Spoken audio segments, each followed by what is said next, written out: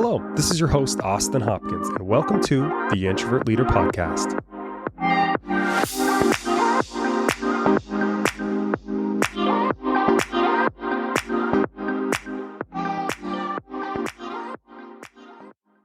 Welcome to the podcast. Happy to have you here today. I'm pumped. We're going to be talking about how to lead an effective meeting here in just a second.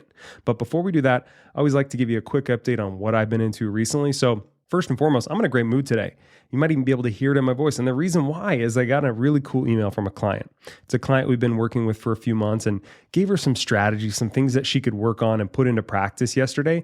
And first thing this morning, she sends us an email, said she put it into practice, got some amazing results. She's feeling pumped. She's feeling confident and just wanted to thank us for our guidance and insights. And when I get an email like that, it just puts me in a good mood. It just really reaffirms that, hey man, what you're doing, Austin, what you're putting out there, people are resonating with. So had to share that. Really proud of that email that I got this morning.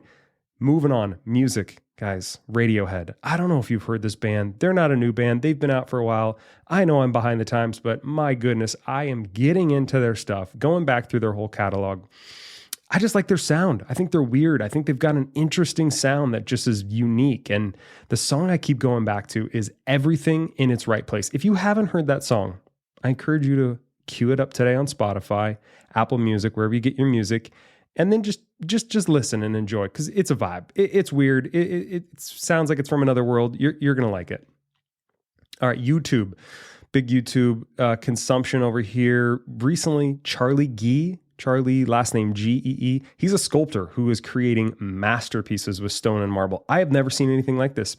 His videos, he's got great background music. He is very, very talented. One of the most talented sculptors I think I've ever seen. And I love the medium he uses. A lot of dark marble, which is really, really cool. So check him out on YouTube if you haven't. I think you'd enjoy his stuff. Wrapping it up, book recommendation. Just finished a great book by Adam Grant.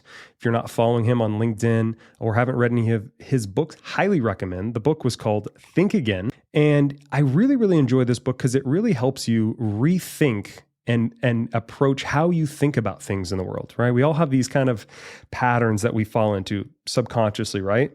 And he really wants to bring home the value in thinking differently and not just going along with what you've always done before. So he gave fantastic examples, and it really just helped me realize a couple of things about the patterns that I fall into when it comes to thinking about stuff. So highly recommend that book. It was a quick read. Really, really enjoyed it. All right, folks, we're jumping into it. So today we're talking about how to lead an effective meeting.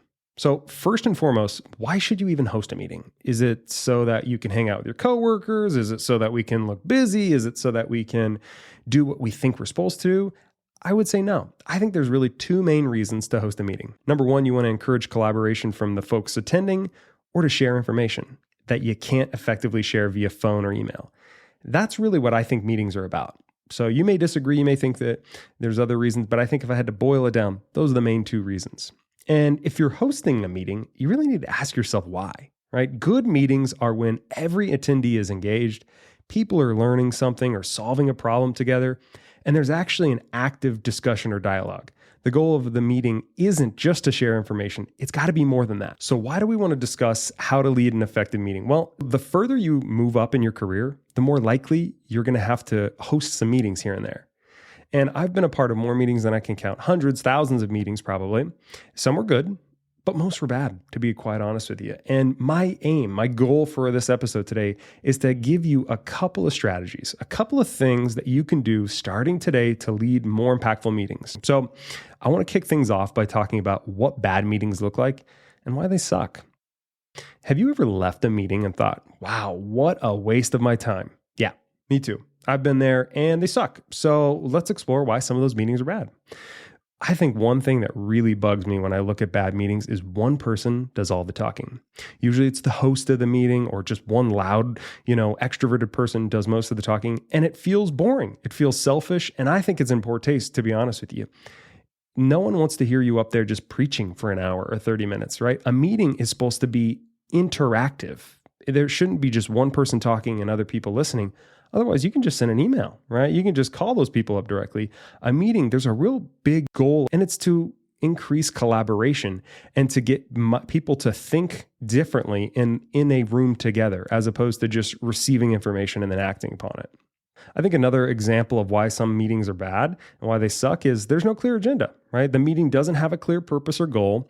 It's just a meeting for a meeting's sake. And this annoys us, right, as attendees, because we struggle to see why this matters. Like, it's like, dude, I'm giving you 30 minutes, an hour of my time. Like, I could be doing something else. Why am I sitting in this room if there's no real clear agenda? I don't even know what we're trying to accomplish, right? I think another one is a lot of times there's no clear next steps. Right? I don't know if you've been to these meetings, but you talk about stuff and then at the end of the meeting, it's like, well, what are we doing next? What are we doing with this information? What's our plan of action? What's our next step? And, I think that's a big mistake that leaders and folks that are running meetings forget to do. They forget to have a call to action, right? If you're going to have a meeting and you're going to take people aside and part of their busy days and have them collaborate and spend time engaged, like there needs to be some action after that. Otherwise, why did we have that meeting? Right? And so I think that's another one. There's no clear next steps. And then the last one is wasted time. There's no value. So if the meeting is just full of information, you could send in an email or via call, or maybe skipped altogether, then don't hold that meeting, right? If you are holding a meeting just to hold one, I think you got it wrong. There needs to be a really good reasons that you're going to pull people from their busy schedules to meet and to collaborate. And if you're just doing that because you think you need to, or it's a check the box activity, I think you're missing the mark here. So the big things, again, why I think the most annoying meetings that I've been to, one person does all the talking. There's no clear next steps. There's no agenda, and there's no value. It's a waste of time. So hopefully, you've seen some of those before, and so you know what I'm talking about. I want to transition a little bit and talk about how you prepare for a meeting, and then I want to talk about how you execute it. So let's talk about preparation. Before you even have the meeting, did you know that before the meeting is even scheduled, this is the most important aspect, right? The before part, not the actual meeting, the prep is the most important. So the more intention and planning you put into the meeting ahead of time, the better the meeting is going to be. You cannot just show up and wing it. Attendees will know, they're going to feel it. I've tried it, doesn't work. So if you just think, oh, I'm just going to figure it out in the moment, we'll figure it out as we go. No, that's not how you do it. You got to have it planned out in advance, because at the end of the day, you're asking people to give your time and attention. You're asking people to give their time and attention to you. So I believe you owe it to them to make good use of that time. So a couple different things that I think you can do to make sure that as you're preparing for the meeting, you've got your stuff set up, you're in the right place. So number one, I think you got to think about the purpose and goal. So you got to start with the end in mind. What do you want to achieve as a result of the meeting? Getting really clear on this is key. So again, it's not just, hey, we need to have a meeting. It's, well, okay, if we have this meeting, what would I want it to look like? What would I want the takeaways to be? What would I want to see improved or people get better at? So get really clear on what the goal is. The next one, you got to determine if the meeting is even necessary. I've said this already, but I want to say it again. Can you accomplish this goal? Can you get past this situation with an email, with a phone call, or quick convo? If so, please, for the love of God, do that. Do not schedule a meeting just to schedule one. I hated having those meetings where you get there and you're like, dude, you could have just sent an email. This took like 5 minutes. Like, come on, man, what are we doing? So don't be like that, right? Decide ahead of time, is this even necessary? Do I need to even hold this meeting? And if not, save your team, the people that are going to attend, some time. They're going to be thankful. And honestly, you're going to save some time too. I think another really important kind of maybe unusual thing to think about is, how do you want people to feel during the meeting? I don't know if a lot of leaders or managers or people that are hosting meetings think about this, but when I was a leader, I really wanted my team to feel a certain way during my meetings. They weren't all the same. Sometimes I wanted them to feel excited. Maybe I was introducing a new goal, a new objective, a new thing that we needed to talk about, and I want them to be excited about it. Sometimes I wanted them to learn something new, right? I wanted to teach them something. I wanted to introduce them to a new way of doing something. And sometimes I just wanted them to feel pumped up, right? Maybe we had a long week or a long quarter. I wanted them to leave that meeting feeling like $1,000,000, pumped up, ready to go, and knowing that, hey, their boss cares about them and values the effort they're putting in.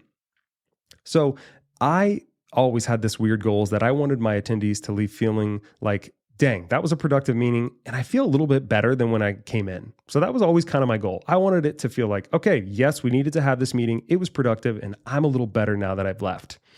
So those are a couple of things that I think you can think of when you're deciding what the purpose and the goal of the meeting is. The next thing is, I think the content is really important, right? That's what needs to shine. That's the most important thing when we're in the actual meeting. So a few different things I've observed in my career that I wanted to share with you. So I think sometimes in these meetings that I've been a part of when I was a director or even at different levels within the company, it looks like we would spend times on like an ideal future. We'd be like focused so far on the future that we weren't actually grounded in what reality was. So we would look at what we would want the future to be and what we think we could accomplish next year, next quarter. And don't get me wrong, those planning meetings are important, but the average meeting, I think, really needs to be grounded in what reality is. What are the things we can do today to make a change? What are the things that we can put in place today to affect the things we need to in a positive way? So focusing on reality, where we're at right now, and really tying it into something that be changed or affected in the immediate future, I think is important. Speaking of tying it to something that's important, I think some of the best meetings that I've been a part of are tied to a bigger impact or a why, right? At the end of the day, people only really care about stuff that matters. So if you're holding a topic about something that you think is, it's a new initiative or something your team needs to focus on, is that really going to get the engagement that you're looking for, right? I know it may be important to you because maybe it's on your scorecard or something that you think is important, but is it tied to something deeper? And I have really found as a leader that when I tied my messaging to something deeper, a why, like why are we here? Why are we doing this? What's the reason for our company or department, our team to exist? Or like, what's the impact that's at stake? What can we actually do to help people? That's when I really got people to be like, okay, this is a good meeting. It's important. I want to listen.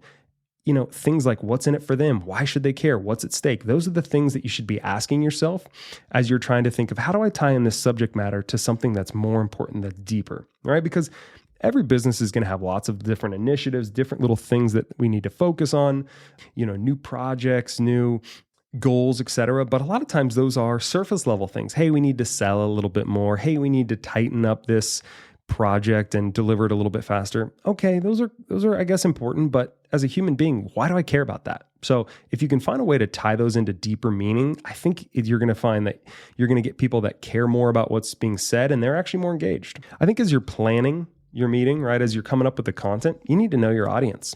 The content you prepare and deliver needs to apply to the whole audience, not just one person, not just two people. It needs to apply to everyone that's going to be there. Otherwise, you need to change your content or you need to not invite those people. And make sure that the content is stuff that your audience actually wants to and needs to hear. There's nothing more annoying than being at a meeting where it doesn't apply to you, right? I think you've probably been there where you get invited to a meeting, you show up in like 15 minutes and you're like, dude, why am I here? This doesn't even affect me. Like this doesn't even apply to my work at all. And so, if you can avoid putting that position, they're going to thank you for it. So know your audience, make sure that you're inviting the right people, but that the content you prepare is for them, not just for some random group or some random, use case. I think another one that's really, really important when it comes to content is making sure to structure the content in a way that prevents boredom, but also encourages engagement. Just like a good TV or a movie, the structure matters, right? Think about how you want the topics to flow from one to the next. Make sure it doesn't feel like you're jumping around and just mentioning random things. And make sure it feels almost like a story that was intentional and it's not just a whole bunch of random stuff. Think about what's most important and maybe move that to the first part of the meeting to make sure the team is engaged. And then, of course, make sure you leave time at the end to recap what you've talked about. You've heard me say this before, which is tell them what you're going to tell them, and then tell them what you just told them, right? Those three things are a really good kind of compass on how to present information to your team or to the attendees. Okay, so I want to move on slightly and talk a little bit about housekeeping, just a couple of general things as you're preparing for a meeting, right? So number one, I think you got to share the agenda and the meeting details ahead of time. Nothing is worse than coming to a meeting feeling blindsided or underprepared. So just tell people in advance what they can expect. You don't want to get them there and have them feel unprepared. You want them, to look their best, to sound their best, and to really show up the way that you want them to. So send them an email beforehand, put some details in the meeting invite so that people know what to expect. If you're going to be asking for certain things from people, make sure that they're ready for that. I think the next one is only invite people who need to be there. I have been invited to so many meetings as a director you couldn't even imagine. And unfortunately, many times those meetings didn't apply to me. The content was not related to my work, as I said, and I was annoyed that I had to waste my time. So only invite people that need to be there. Simple, right? Next one, meeting space. Pick the right size room, ensure it's set up, and also bring like a little something to make the start of the meeting pop. Here's what I did. You don't have to do this. But I'm a coffee drinker. You guys know that. And I'm also a music fiend. So I would have a little speaker set up and I'd have a little coffee, little snacks when people came in. It didn't feel like this was going to be a stuffy meeting. It felt like, okay, we're going to have an interactive kind of chat over some food. And for whatever reason, I feel like that kind of just took the pressure off and made it a little more casual, and people then opened up more. And then I also felt like, in a way, people kind of, at least from what I heard from my team, is they kind of look forward to it a little bit because they got some free food, some free coffee. They got to relax a little bit in the middle of the day as opposed to going from meeting to meeting that's stressful and just feels like all business. So again, that's just my style. You don't have to do that. But think of a way that you can make the meeting a little different from every other meeting they're going to, and then they'll look forward to it more. Next, and finally, when it comes to housekeeping length, try to keep meetings to less than an hour. I personally think a 30-minute meeting is way more effective than an hour meeting. And I want you to realize too that just because you've scheduled an hour, if the meeting is done in 42 minutes, end it at 42 minutes. There is no need to fill those extra 18 minutes. I'm sure you've worked for bosses or seen other people that they schedule an hour and you're like, we're done 30 minutes early. Why are we still sitting in here? Like, I could use that time to go work on something else. So be respectful of people's time. And if you don't need to fill the time, if you were able to get it done faster than what you originally anticipated, fantastic. They're going to thank you for it. They aren't going to be happy though if the meeting runs late. So I'll chat about that later, but make sure that, like, if you schedule it for an hour, you keep it to an hour. So before we jump into the next topic around how to actually execute the meeting, I want to take a second and do a quick plug about the career and leadership coaching I offer. So essentially, I help folks build confidence, take risks, and make an impact, right? Clients come to us when they want to get promoted, when they want to make more money, when they want to figure out what to do, or when they want to become a better leader. And, for example, not everyone knows how to lead an effective meeting. And while this episode, I'm sure, is going to be helpful, there are going to be times, maybe you're one of them, who you want a little bit more. You want to get a little bit more detailed. You want to get a little bit more into the nitty gritty about your specific situation. That's what I'm here to do. That's what I'm here to help. I am confident that if you want to achieve more in your career, that I can help. So click the link in the episode description to schedule a free clarity call. I'd love to chat with you. I'm confident I can help you get where you want to be. Okay, jumping back into it. So let's talk about how you actually execute an effective meeting. So a couple of different things that I want to break down. I want to talk about the kickoff. I want to talk about your delivery. I want to talk about engagement, visuals, and then I want to talk about how you wrap up a meeting. So let's kick it off by talking about the kickoff. In the beginning, you need to tell the attendees what you want to cover. What can they expect? What is the end goal? What are you going to be chatting about? Which goes into the next one. You need to talk about the agenda. So lay out specifically the topics you plan to talk about and then the order in which you want to talk about them. This helps put people at ease because they know what's coming. And then they can also start to prepare in their mind about the things that they want to talk about during different sections. Don't just jump right into it and just kind of go from one topic to the next. Make sure that people know what you're going to be talking about. Just like I said a minute ago, tell people what you're going to tell them. Next, I always think it's kind of interesting to confirm if there's any walk-on topics, right? You want to make sure that attendees are getting value. And sometimes we forget stuff as leaders. We don't remember everything. And there may be something glaring that you have forgot. And just by simply asking in the beginning, like, hey guys, outside of the topics I just mentioned, is there anything else you want to make sure we cover? A simple sentence like that can do wonders because somebody might raise their hand and say, oh my gosh, yeah, I've been meaning to say, Austin, I think we really need to talk about this. And if you hadn't have asked, you wouldn't have known. The last way to make sure that you really kick off the meeting and set the scene the right way is I personally learned this years ago that starting off a meeting with recognition is a powerful way to get people in the right mood. So I always like to think of who can I thank, who can I call out, who can I give some love to in the beginning of a meeting. You can ask the other attendees to recognize other folks as well, but just something simple as a 2-minute session where you just talk about like, hey guys, before we jump into it, I got to recognize Tony. Tony has been killing it this week. He stayed late on Thursday. He, jumped in to help Sarah when she was out sick. So Tony, I just want to thank you so much for being a team player, man. And just honestly, we appreciate what you've done this week. You'd be surprised. Something simple like that can make Tony's day and can also just show that people in the meeting that this is the vibe we're going for. We're looking for collaboration. We're looking to recognize people. We're looking to keep it light. We're looking to keep it positive. Okay, so we've kicked it off. We've set the scene. We're ready to go. We're locked. We're loaded. Let's talk about delivery. So do me a favor. Don't just read your slide. Don't just read your notes. People want to hear from you. They don't want to hear from a slide. So what does that mean? That means you need to prepare, you need to rehearse your message, and you don't need to rely only on your visuals. Next, you got to show your energy and passion for the topic. Remember, as a leader, as someone who's leading the meeting, your attendees are looking to you for cues. So if you show up with passion, they're more likely to be engaged. If you show up depressed, they're going to feel a little depressed. If you look bored, they're going to feel bored. So remember, they're just going to be a mirror to whatever energy you're giving off. So keep that in mind as you are delivering your message, whether that means you need to stand up, whether that means you need to make some jokes, walk around the room. I don't know, whatever you think you need to do to show your passion and energy, do it. And your attendees will match that.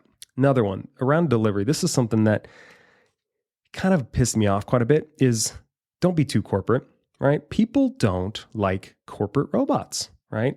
And we don't like people that are fake, and we don't like people that are repeating corporate mannerisms that we've heard or saying what we think that our boss wants to hear. So I want you to use the opportunity in meetings to be real. So whether that means you have to be a little bit more confident to say things that may come off the wrong way if somebody took it out of context, or maybe you need to give a peek behind the curtain more than you normally would. But at the end of the day, do not be a corporate robot up there. Make sure that it's real. This is a conversation. It's not you preaching to people. It's a two-way conversation. That's what a meeting is. So don't give corporate answers. You're going to lose the audience. They're going to see through that fake shit, and they're going to be like, dude, why am I listening to this guy? Next one, when it comes to delivery, I think just keep your eye on the clock, right? You may have to skip some sections or speed up or slow down depending on the meeting, but your job is to facilitate and keep the flow going. And I said it earlier, but if you've said it's going to be an hour meeting, don't you dare go past an hour. You gave your commitment up front. That's how long the meeting's going to be. Always good to end early, never okay to end late, in my opinion. Okay, so we're in the meeting. We've kicked it off. We're delivering what we need to, but we want to make sure that the people that are listening, that are at the meeting, are engaged. So a few different things that I've really done in the past that have helped me. During the meeting, it can't just be you standing up there and talking. You need to somehow get the attendees to interact. So a good way to do that is to actually call on people to answer questions or give their thoughts. So I don't mean saying like this, hey team, what do we think about this? Or hey guys, what do you think? Or hey guys, can we do this?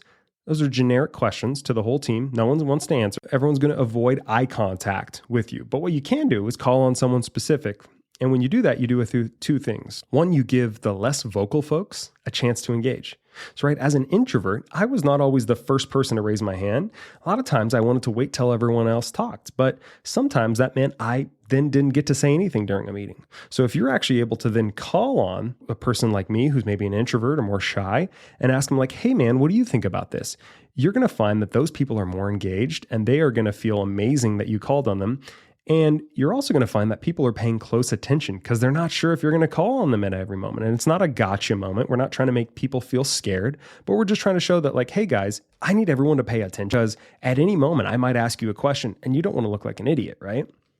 I think another thing to really look at, and this is going to be more body language stuff, is I want you to watch the eyes and the body language of your attendees. If you notice that folks are losing interest, I want you to make a change. And you can tell if people are losing interest. Maybe they pull out their phone under the table, or maybe they're looking over at the clock, or maybe they're trying to get a drink of water and looking down at their water bottle label for 10 minutes or whatever. Like those are just some weird examples, but you know what I'm saying, right? If you look at someone and you can tell they're not engaged, you need to change something. So a couple of different ways you can do that. You can ask the audience if you should move on to the next topic. You could suggest a break. You could ask some questions of the audience, but don't just keep going. If they're losing interest, you got to move on. You got to change up the vibe. So another thing you got to do is you got to get others involved. I think this is another way, and this kind of almost goes into the planning, but is there a topic that you could have someone else cover during the meeting? Is there a way that they could lead a section? During the section that you would normally do, ask one of your teammates to do it. See if they'd enjoy doing it. I think it's going to grow them, takes a little pressure off of you. And again, it gets people paying attention because, oh my gosh, it's not my boss talking. It's now my peer, my coworkers talking. I want to pay attention, see how they're doing. And then, just to give you a couple examples of like how you could call on people, I think this can help you, is here are like 4 different questions you could say. Like, hey, Christina, what do you think? Hey, Derek, do you think that's even possible? Hey, Alex, is there anything you'd add? Or, hey, Carol, what am I missing about this topic, right? It's asking them for their opinion. It's giving them an in to like share their perspective. I think that really works. Okay, we talked about engagement. Now let's talk a little bit about visuals. So I think most meetings, they're going to have some visuals. You're going to have a PowerPoint deck. You may have, a packet that you hand out to people. But again, visuals are meant to complement your message, not replace it. Your message is not the visuals. So, for more information, if you want to hear more about like designing visuals for presentations and things like that, you can listen to a previous episode that I recorded called Mastering Effective Presentations. But essentially, the visuals should not be super complicated. They should be simple. There should never be paragraphs of text that people have to read, and they should enhance the meeting, not take away from it. So we talked about the visuals. Now let's wrap up this section by talking about the wrap up. Number one, I think you got to tell people what you just told them. You got to summarize the meeting. So again, tell them what you're going to tell them, then tell them what you just told them. So we're summarizing. We're making sure that people got the key points out of it, and we're making sure that they understand what's important. When it comes to the wrap up too, I think it's always fun to ask for last minute questions. Give the attendees who might be less vocal a chance to ask a question, right? In the last 5 minutes, I think that's a really good time too to start wrapping things up. I've seen meetings where it's like it needs to end at 1:00 and at 12:59, they're just starting a new topic. No, you got to, in my opinion, 5 minutes that's when things need to start dying down. And what I mean by that is that's when we ask for last questions. And that's when we then go into like, what are our next steps, our call to action? This is the key to a good meeting. If you just have a meeting and nothing happens as a result of that, in my opinion, it was a waste of a meeting. I think there always needs to be some sort of call to action or next steps. Maybe it's they need to send an email to someone. Maybe it's they need to follow up on a specific procedure. Maybe it's they need to review something that they have done in the past. I don't know what it is for you in your situation, but share a call to action and next steps, and then give some context of when those next steps need to happen. So, hey guys, I know we talked about this today. Let's make sure that in 2 weeks from now, on Tuesday, we're ready to review what we chat about during this meeting. Right? Specific time, they know specifically what we're going to be talking about. I think that can really help put a good bow on your meeting. I'm hoping you got some value today. We talked about how to execute the meeting, how to really make sure that it's valuable for the attendees. We talked a little bit about how you prep before the meeting. We talked about like what makes a bad meeting. I want to give you an example, a story of a bad meeting, of a bad situation of meetings I had. So this was when I was a director, and every 2 weeks from 10 to 11 a.m. on Thursday, I hated my life. I had to attend a meeting with my boss and his direct reports. I think there were 3 of us at the time. 3 additional plus myself, so 4 total.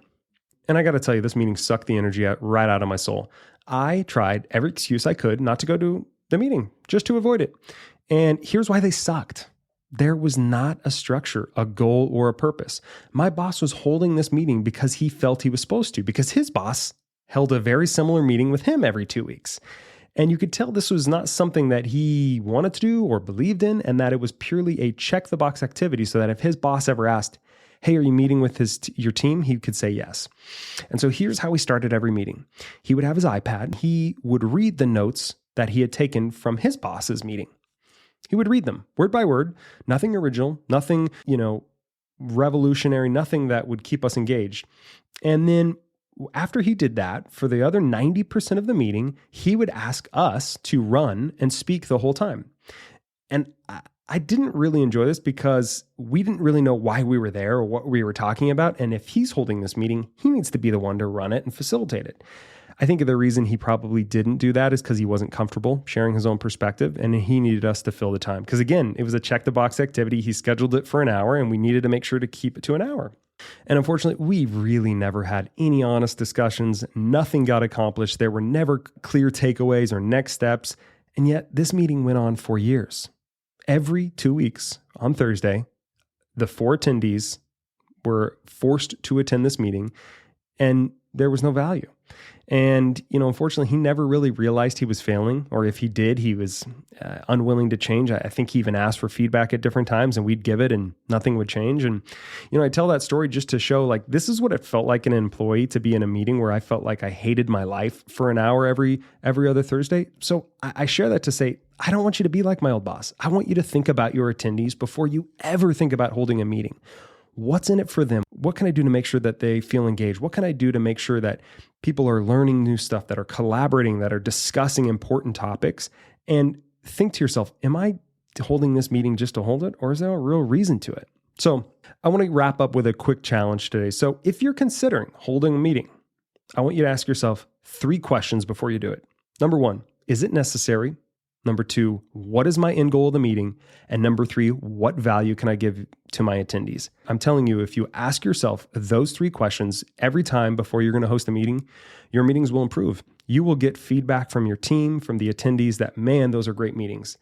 I am confident that you can make these little changes. These are not earth-shattering things. They're just things that I've learned in my career, right? They're the things that I was able to perfect as a director and really give to the people around me. So I'm hoping you found some value. I want to say thank you so much for listening. Make it a great day.